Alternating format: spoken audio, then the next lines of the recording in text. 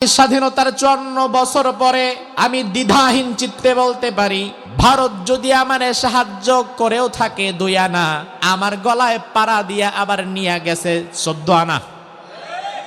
এমনি এমনি সাহায্য করে নাই সোনা, ভারতের সহযোগিতায় দেশ স্বাধীন করেছে। এ কথা আপনারা কে বলেছে? আমরা মূলত পাকিস্তান আর ইন্ডিয়ার যুদ্ধের মাঝখানে দাবার গুটির মতো ব্যবহার হয়ে গেছি। এটা সত্য কথা, আমরা ব্যবহার হয়ে গেছি, স্রেফ ব্যবহার হয়ে গেছি। এজন্য 54 বছরের মধ্যেও এই জাতির পরিবর্তন নাই, কারণ এই জাতির বিবেকের মধ্যে এখনো গোলামির মনোভাবটা রয়ে গেছে, যায় নাই। এখনো মনস্তাত্ত্বিক ভাবে এদেশের 90% মানুষ গোলামি করে। গোলামি কিভাবে করে? স্বাধীনতার পর উচিত ছিল দল মত নির্বিশেষে সব ভুলে গিয়ে দেশটাকে সুন্দর করে গড়ে তোলা। ওইটা না করে ভারতের প্রেসক্রিপশন অনুযায়ী ভাগ হয়ে গেছে। স্বাধীনতার পক্ষ শক্তি, স্বাধীনতার বিপক্ষ শক্তি, আর মধ্যখানে কিছু মানুষ নিরপেক্ষ শক্তি। এই 3 দল বাংলাদেশ। এখন স্বাধীনতার পক্ষ শক্তি দাবি করে কারা? যে যখন ক্ষমতায় যায় সেই তখন দাবি করে আমরাই কেবলমাত্র স্বাধীনতার পক্ষ শক্তি, পুরা দেশটা স্বাধীনতা আমরাই এনে দিছি, আর তোমরা সবাই ছাতার মাথা। এজন্য পুরা দেশটারে লুইটা পুইটা খাওয়ার একমাত্র অধিকার আমাদের, কারণ দেশ স্বাধীন আমরা করছি। এই জাতিকে ভাগ করে আপনি কি করবেন?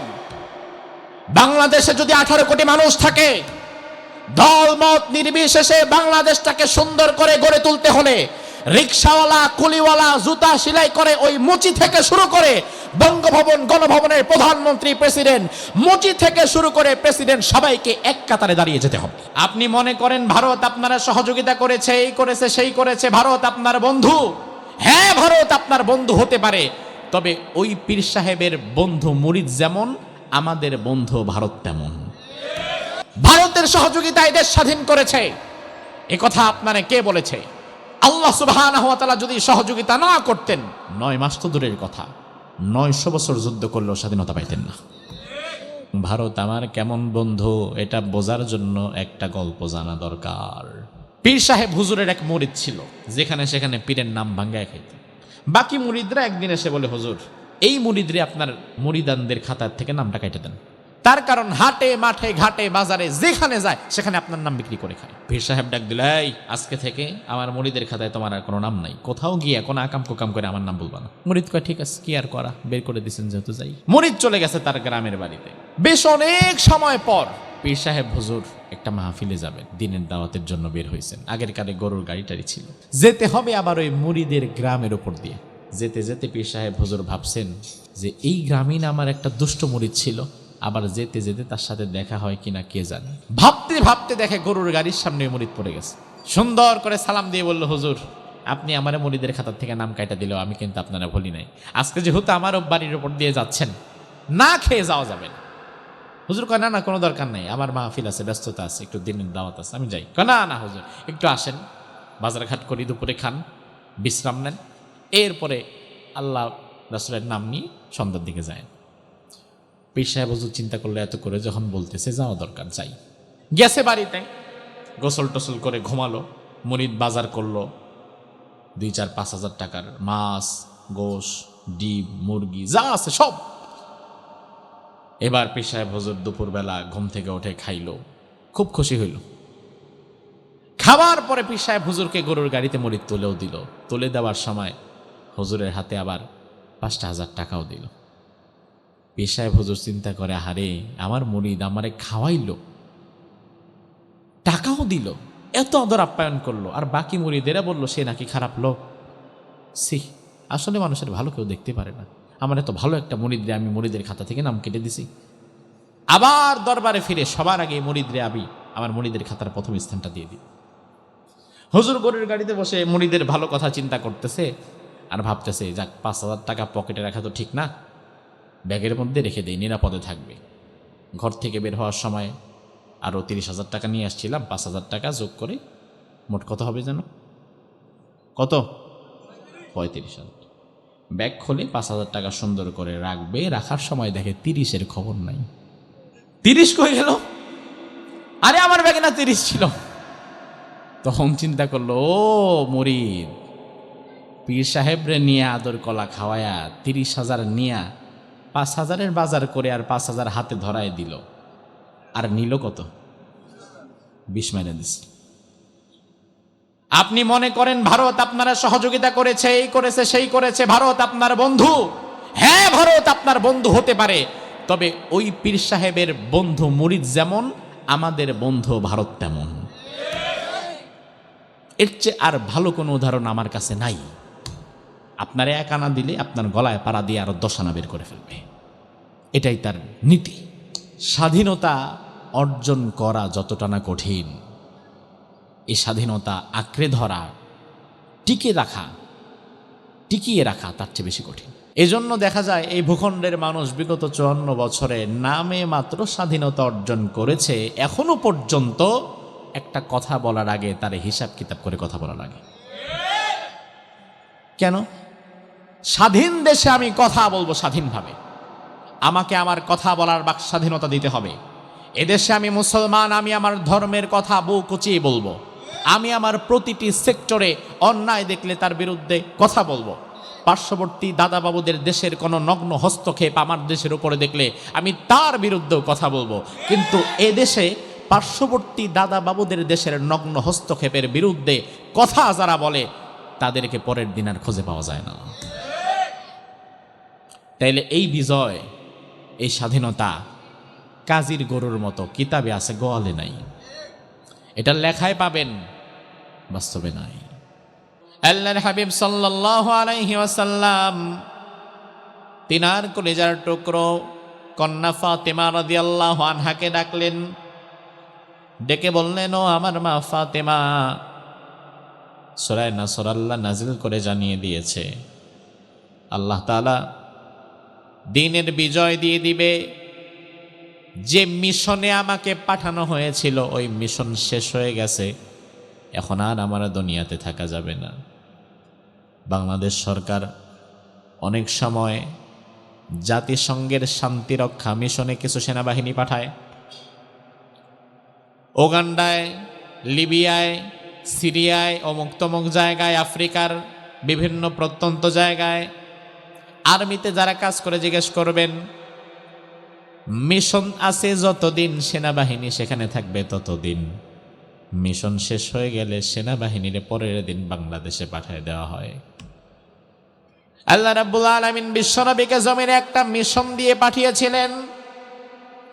ওই মিশন হচ্ছে এই আলাই কালিমাতিল্লাহ, আল্লাহর জমিনে আল্লাহর দিনকে বিজয় করে দাঁড় করিয়ে দেওয়া। আল্লাহ রাব্বুল আলামিনের মিশন যখন শেষ হয়ে গেল, বিশ্বনবীর দুনিয়াতে থাকার কোনো দরকার আল্লাহর প্রয়োজন মনে করেন নাই। আল্লাহর হাবিব মা ফাতেমাকে ডেকে বললেন, ফাতেমা, মানুষ যারা তুমি তাদের মধ্যে আমার সর্বাগ্রে। ও মা, সূরা নাসর আল্লাহ নাজিল করেছেন, তার মানে জমিনে আর আমি বেশি দিন থাকবো না। এই কথা শুনে ফাতেমা রাদিয়াল্লাহু আনহা কাঁদতে শুরু করলেন। বিশ্বনবী ফাতেমার কান্না সহ্য করতে পারেন না, আবার ফাতেমাকে ডাকলেন, ডেকে বললেন, মা, কান্না থামাও, ভয় পেও না। তোমার একটা সুসংবাদ দিয়ে দেই মা, আমার বিদায়ের পরে কবরের জীবনে সবার আগে আমার সঙ্গে যার সাক্ষাৎ হবে সে আর কেউ না, সে তুমি আমার কন্যা ফাতেমা। আমার সাথে কবরের জীবনে তোমার সাক্ষাৎটা প্রথম হবে মা। ফাতেমা রাদিয়াল্লাহু আনহা কান্না বন্ধ করে দিলেন। আল্লাহ রাব্বুল আলামিন সূরা নাজিল করার মধ্য দিয়ে বিশ্বনবীর জীবনের মিশন যে কমপ্লিট এটা ঘোষণা করে দিলেন। এজন্য আমার ভাই মুফাসসিরগণ বলেন, এই সূরাটি নাজিল হয়েছিল বাদাল ফাতহিল মক্কাহ, মক্কা বিজয়ের পর, ফি হাজ্জাতিল ওয়াদা, বিদায় হজের সময়। মক্কা বিজয় হয়ে গেছে, গোটা সমাজ ইসলামের ছায়া তলে চলে এসেছে।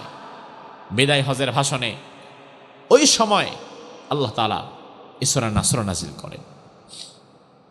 আল্লাহ রাব্বুল আলামিন এই সূরার প্রথম আয়াতের মধ্যে বললেন, ইদা, যখন, যা আসবে, নাসরুল্লাহ, আল্লাহর সাহায্য, ওয়াল ফাতহ, এবং বিজয়, প্রথম আয়াতের অর্থ হচ্ছে আল্লাহর সাহায্য যখন আসবে তারপরেই আসবে বিজয়।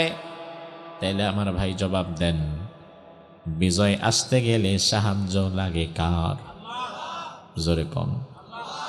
৭১ সালে যে বিজয় পাইছেন সাহায্য করছে কে? না, সাহায্য করছে ভারত। এখনো দেখবেন চায়ের দোকানে অনেক মানুষ বৈশা বৈশা চায়ের কাপে চুমুক দেয় আর বলে, হুজুররা যে এত ভারতের বিরুদ্ধে কথা কয় তারা জানে নাকি ভারত যদি সাহায্য না করতো আমরা তো পারতাম না। ভারত মনে হয় তার আব্বা লাগে, এমন ভাবে কথা বলে যেন ভারত ছাড়া আমরা বাঁচতাম না। অথচ আমার ভাই, স্বাধীনতার ৫৪ বছর পরে আমি দ্বিধাহীন চিত্তে বলতে পারি, ভারত যদি আমারে সাহায্য করেও থাকে ২ আনা, আমার গলায় পাড়া দিয়া আবার নিয়ে গেছে ১৪ আনা। এমনি এমনি সাহায্য করে নাই সোনা। আপনি মনে করেন ভারত আপনারা সহযোগিতা করেছে, এই করেছে সেই করেছে, ভারত আপনার বন্ধু? হ্যাঁ, ভারত আপনার বন্ধু হতে পারে, তবে ওই পীর সাহেবের বন্ধু মুরিদ যেমন, আমাদের বন্ধু ভারত তেমন। এর চেয়ে আর ভালো কোনো উদাহরণ আমার কাছে নাই। আপনার ১ আনা দিলে আপনার গলায় পাড়া দিয়ে আরো ১০ আনা বের করে ফেলবে, এটাই তার নীতি। ভারতের সহযোগিতায় দেশ স্বাধীন করেছে, এ কথা আপনারা কে বলেছে? আল্লাহ সুবহানাহু ওয়া তাআলা যদি সহযোগিতা না করতেন, ৯ মাস তো দূরের কথা, ৯০০ বছর যুদ্ধ করলেও স্বাধীনতা পাইতেন না। আমার ভাই, তার কারণ বর্তমান পৃথিবীতে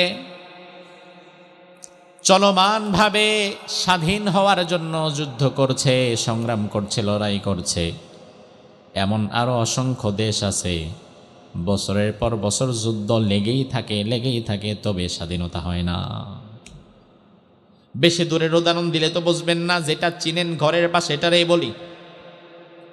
পাকিস্তান এবং ভারতের মধ্যখানে আর একটা ভূখণ্ড আছে, ওই ভূখণ্ডের নাম কাশ্মীর।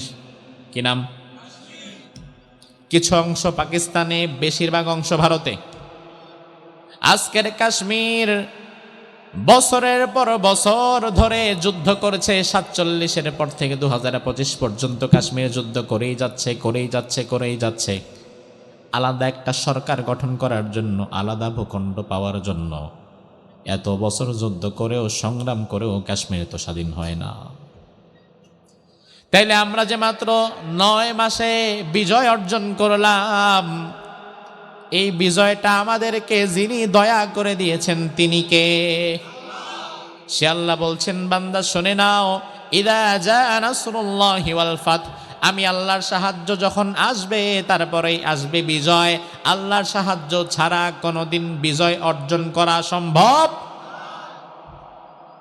ইসলামের প্রথম জিহাদের দিকে তাকান, মুসলমানের সংখ্যা ছিল কম আর কাফেরের সংখ্যা ছিল বেশি। ইসলামের প্রথম জিহাদের নাম বদর, বদরের জিহাদ। বদর নামক প্রান্তরে জিহাদটা হয়, তাকে বলা হয় বদরের যুদ্ধ। মদিনা থেকে বদরের মাঠটা ১৭০ কিলোমিটার দূর। ১৭০ কিলোমিটার সাহাবায়ে কেরাম পায়ে হেঁটে সফর করেছেন, তাও আবার রমজান মাসে। বদরের যুদ্ধটা হয়েছে রমজান মাসে। আমার ভাই, রমজান মাসে আমাদের রোজা রাখা লাগে, রোজা রেখে সফর করা তো এমনি কঠিন। ১৭০ কিলোমিটার মানে কি? মানে ঢাকা টু বরিশাল। ঢাকা থেকে বরিশাল যদি আপনারে পায়ে হেঁটে পাঠায় দেওয়া হয়, পায়ে হেঁটে হেঁটে হেঁটে হেঁটে যেই দিন বরিশালে গিয়ে পৌঁছাবেন, যুদ্ধ করা লাগবে না, সেই দিন আপনি এমনিতেই শেষ। পায়ে হাইটা বাইপাল থেকে নবীনগর গিয়া দেখেন জীবন বের হয়ে যাবে। আর পায়ে হেঁটে যদি ১৭০ কিলোমিটার মরুভূমির তপ্ত গরমে পাড়ি দেওয়া লাগে, তাইলে কতটা কঠিন হয়ে যায়। ১৭০ কিলোমিটার দূরে সাহাবায়ে কেরাম বদরের প্রান্তরে চলে গেলেন। মুসলমানের সংখ্যা ছিল মাত্র ৩১৩। কত? আর কাফেরের কত? ১০০০। কত? তাহলে একদিকে ৩১৩ আর একদিকে ১০০০। অসম যুদ্ধ। এর উপরে সাহাবায়ে কেরামের মাঝে ছিলেন অধিকাংশ গোলাম। ইসলামের প্রথম যুগটা, প্রাথমিক দিক থেকে ইসলামটা শুরুই হয়েছিল গরিব মানুষের হাত দিয়ে। ইসলাম জীবিত হয়েছে গরিব মানুষের ওপর দিয়ে। ধনীরা পরবর্তীতে এসেছে যখন ইসলামের বিজয় দেখেছে। আজও আপনি দেখেন আমাদের এই মাহফিলগুলোতে অধিকাংশ ওয়াজ শুনে, দিন শিখে, দিনের প্রতি আগ্রহ দেখায়, তারা কি সমাজের ধনী শ্রেণীর না গরিব শ্রেণীর? গরিব মধ্যবিত্ত মানুষগুলো। ইসলামের প্রথম যুগে যারা এসেছিল, বেলাল, খাব্বাব, খোবাইব, আম্মার, এরা ধনী ছিলেন না। এজন্য জিহাদের ট্রেনিংটাও তাদের ছিল না। কারণ বেলাল, তার কাজ কি? তার কাজ উটকে ঘাস খাওয়ানো, ছাগল চড়ানো, সে তো গোলাম। আর যুদ্ধের ট্রেনিং থাকবে তার, যে সম্ভ্রান্ত বংশীয়। এজন্য এই ৩১৩ জন যারা আসছে, তারা অধিকাংশ জিহাদের ট্রেনিংটাও নাই। আবার অধিকাংশ সাহাবায়ে কেরামের হাতে একটা তলোয়ার নাই। নিরস্ত্র সাহাবী, ক্ষুধার যন্ত্রণায় পেটের মধ্যে পাথর বাঁধা, রোজা রেখে ১৭০ কিলোমিটার সফর করে আসতে হয়েছে। ধুলো মলিন অবস্থা, পুরো চেহারাটা বিমর্ষ হয়ে গেছে। অন্যদিকে ১,০০০ খায়া দায়া তাজা হয়ে আছে, হাতে তলোয়ার, ঢাল, মাথায় হেলমেট, উট, ঘোড়া, অস্ত্র শস্ত্রে সজ্জিত একটা এলিট ফোর্স। আল্লাহর হাবিব বদরের প্রান্তরে যখন গেলেন, সাহাবায়ে কেরামের দিকে তাকালেন। সাহাবায়ে কেরামের দিকে তাকিয়ে তিনি দেখলেন, আহারে, আমার সাহাবীদের পেটে খাবার নাই, ধুলো আলুতে মুখটা মলিন হয়ে গেছে। অধিকাংশ সাহাবীর হাতে একটা তলোয়ারও নাই। ঘোড়ার সংখ্যা ২-৩টা, উট মাত্র একটা, বাকি সাহাবীরা পায়ে দাঁড়ায় আছে, কিচ্ছু নাই। অন্যদিকে বিপরীত পক্ষে সবার কাছে উট আর ঘোড়া আছে। আল্লাহর হাবিব সাথে সাথে আল্লাহর দরবারে হাত তুলে দিলেন। আমরা তো স্বাভাবিকত হাত তুলে এভাবে আল্লাহর কাছে দোয়া করি। বিশ্বনবী সেই দিন এভাবে নয়, হাতটা তুলতে তুলতে তুলতে তুলতে তুলতে তুলতে একেবারে এভাবে উঁচু করে দিলেন।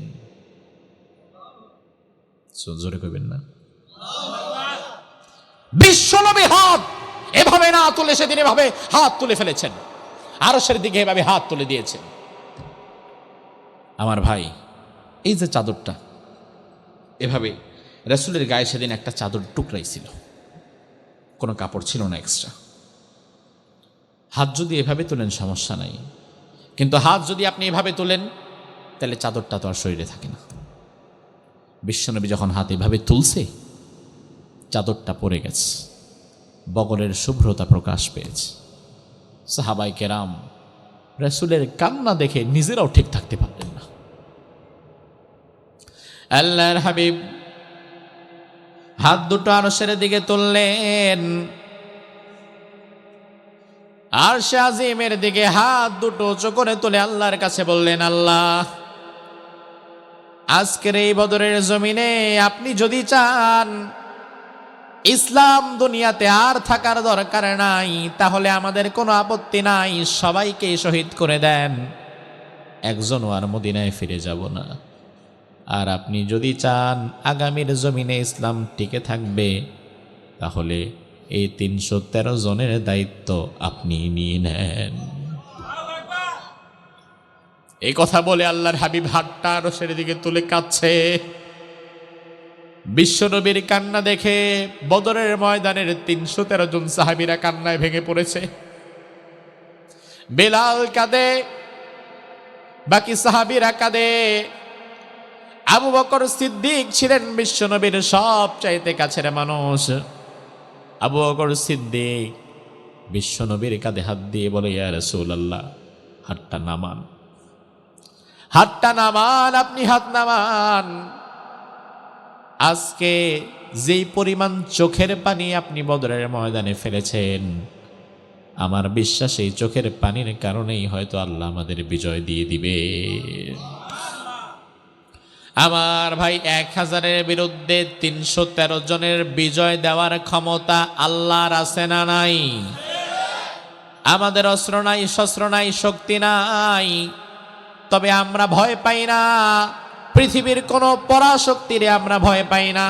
তার কারণ আমরা জানি আমি যার গোলাম, আমার নিজের শক্তি নাই, ক্ষমতা নাই, তবে আমি যে আল্লাহর গোলাম, আমার আল্লাহর শক্তি আর ক্ষমতার কোনো অভাব নাই। এটা আমাদের ইমানি কওয়া। আল্লাহর হাবিব যখন হাত নামালেন, সাথে সাথে আমার আল্লাহ কোরআনের আয়াত নাজিল করে দিলেন, বালা ইন তাসবিরু ওয়া তাত্তাকু ওয়া ইয়াতুকুম মিন ফাওরিহিম হাযা ইউমদিদকুম রাব্বুকুম বিখামসাতি আলাফিম মিনাল মালাইকাতি মুসাউইমিন। সুবহানাল্লাহ। আল্লাহ বললেন, ও নবী, ধৈর্য ধারণ করেন, ভেঙে পড়িয়েন না, আশাহত হবেন না। 1000কে ভয় করিয়েন না, আল্লাহকে ভয় করেন। বিখামসাতি আলাফিম মিনাল মালাইকাতি মুসাউইমিন, আমি আল্লাহ তাআলা আজকে আপনাকে ওয়াদা করলাম, একজন দুইজন না, আজকে 313 জন সাহাবীর সহযোগিতায় আসমান থেকে 5000 ফেরেশতা আমি আল্লাহ তাআলা পাঠিয়ে দেব।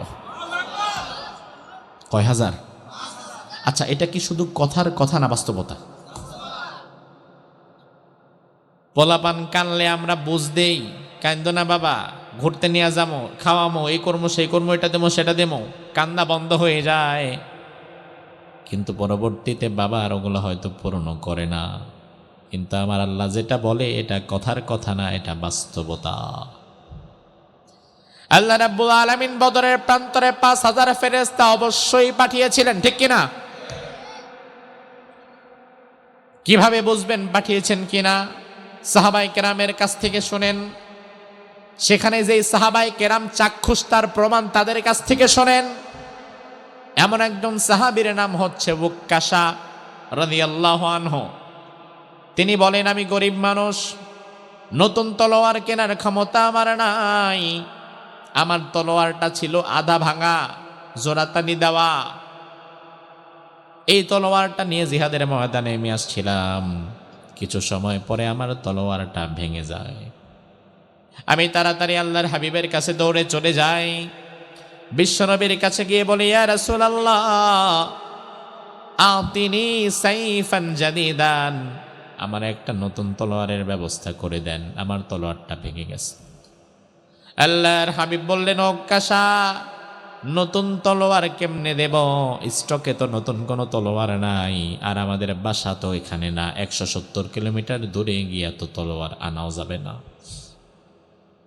উক্কাশা রাদিয়াল্লাহু আনহু বলেন, ইয়া রাসূলুল্লাহ, তাহলে আমি জিহাদ করব কেমনে?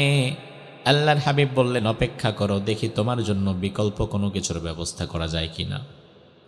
এই কথা বলে আল্লাহর হাবিব বাহিরে গেলেন।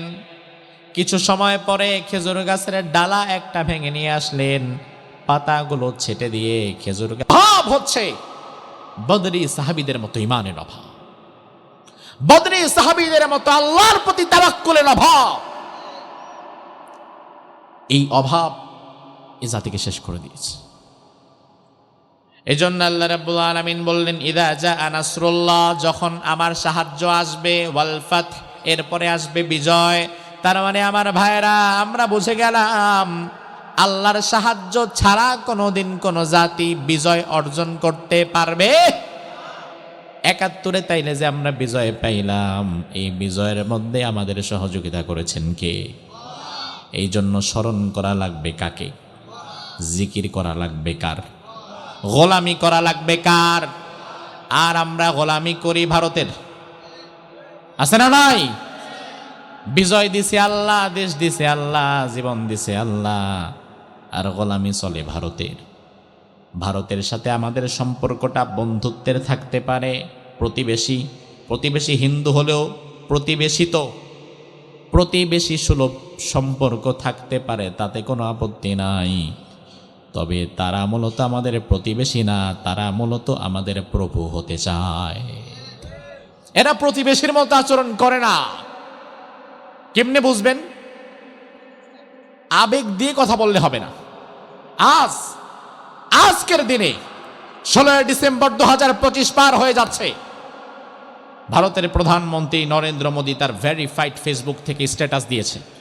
সেখানে সে লিখেছে 71 সালে পাকিস্তানের সাথে ভারতের যে যুদ্ধ হয়েছে, ওই যুদ্ধে যারা মরে গেছে আমরা তাদের স্মরণ করি, আর ওই যুদ্ধে ভারতীয়দের বিজয় হিসাবে সকল ভারতীয়কে আমি ভারতের প্রেসিডেন্ট নরেন্দ্র মোদী শুভেচ্ছা জানাচ্ছি।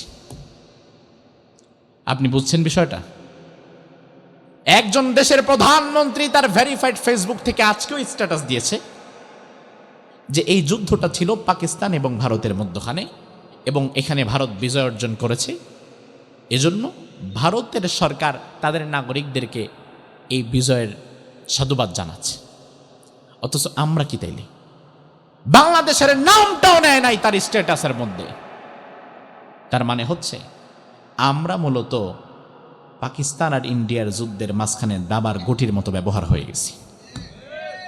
এটা সত্য কথা, আমরা ব্যবহার হয়ে গেছি, স্রেফ ব্যবহার হয়ে গেছি তাদের যুদ্ধের মধ্যে। এজন্য 54 বছরের মধ্যেও এই জাতির পরিবর্তন নাই, কারণ এই জাতির বিবেকের মধ্যে এখনো গোলামির মনোভাবটা রয়ে গেছে, যায় নাই। এখনো মনস্তাত্ত্বিকভাবে এদেশের 90% মানুষ গোলামি করে। এখনো মনস্তাত্ত্বিকভাবে এদেশের 90% মানুষ গোলামি করে। গোলামি কিভাবে করে? স্বাধীনতার পর উচিত ছিল দল মত নির্বিশেষে সব ভুলে গিয়ে দেশটাকে সুন্দর করে গড়ে তোলা। ওইটা না করে ভারতের প্রেসক্রিপশন অনুযায়ী ভাগ হয়ে গেছে স্বাধীনতার পক্ষ শক্তি, স্বাধীনতার বিপক্ষ শক্তি, আর মধ্যখানে কিছু মানুষ নিরপেক্ষ শক্তি। এই 3 দল বাংলাদেশ। এখন স্বাধীনতার পক্ষ শক্তি দাবি করে কারা? যে যখন ক্ষমতায় যায় সেই তখন দাবি করে আমরাই কেবলমাত্র স্বাধীনতার পক্ষ শক্তি, পুরা দেশটা স্বাধীনতা আমরাই এনে দিছি, আর তোমরা সবাই ছাতার মাথা। এজন্য পুরা দেশটারে লুইটা পুইটা খাওয়ার একমাত্র অধিকার আমাদের, কারণ দেশ স্বাধীন আমরা করছি। আমার ভাই, এই জাতিকে ভাগ করে আপনি কি করবেন? বাংলাদেশে যদি 18 কোটি মানুষ থাকে, দল মত নির্বিশেষে বাংলাদেশটাকে সুন্দর করে গড়ে তুলতে হলে রিকশাওয়ালা, কুলিওয়ালা, জুতা সেলাই করে ওই মুচি থেকে শুরু করে বঙ্গভবন, গণভবনের প্রধানমন্ত্রী, প্রেসিডেন্ট, মুচি থেকে শুরু করে প্রেসিডেন্ট, সবাইকে এক কাতারে দাঁড়িয়ে যেতে হবে। ভাগ করলে চলবে না।